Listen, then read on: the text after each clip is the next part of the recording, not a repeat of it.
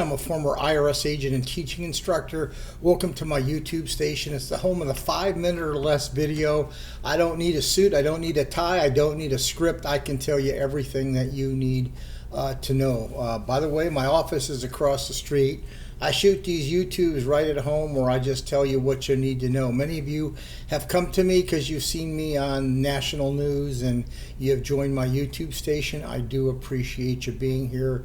You can see all my video clips on my news, and you can look at my wonderful team that I have built, my IRS team, at 777irs.com, 777irs.com. I do these videos for 3 reasons, so you don't get ripped off.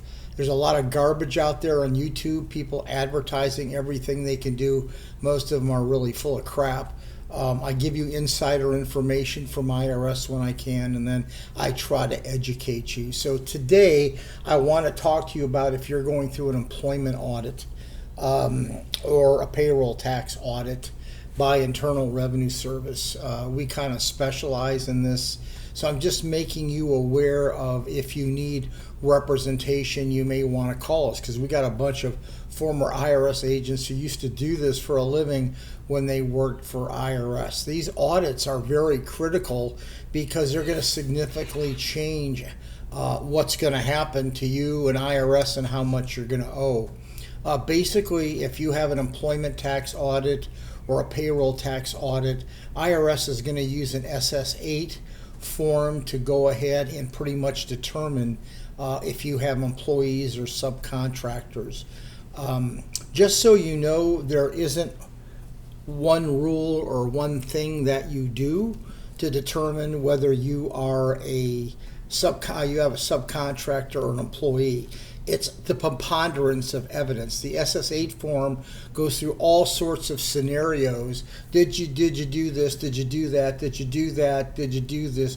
Could you hire? Could you fire? Could you do this? Could you do that? It's just not one thing. At the end of the day, what happened to go out and drill taxpayers on this when I was a former revenue officer to find out if people were a 1099 or W-2. There's a lot of things that you have to ask. Most people in this day and age sometimes don't have the money, and they conveniently put people on a 1099 when truly they're really an employee of that company. But you can fight these issues, and you have to know the law. Sorry about the stream. You have to know the law, you have to know the rulings, and you have to know, in fact, how to negotiate. So since we used to do this for a living with IRS, we certainly know how to go ahead and defend these audits. So if you're looking for IRS representation in this area, there's nobody better than former IRS agents. So just so you know, if you've never seen the SS-8 form, you may want to do some due diligence and know what IRS is going to be looking for. And remember this, there's not one or two things. It's the preponderance of all evidence on an employee, on a case, before IRS will make your decisions. Plus, you can always go ahead and appeal it. You don't have to accept that decision right there. Anyway, if you like this information, please subscribe. I give you information usually that nobody else knows about or wants to reveal, but we are the real deal here. Thank you for listening. You can leave me a comment. You'll see my information below. And thank you very much for the subscription.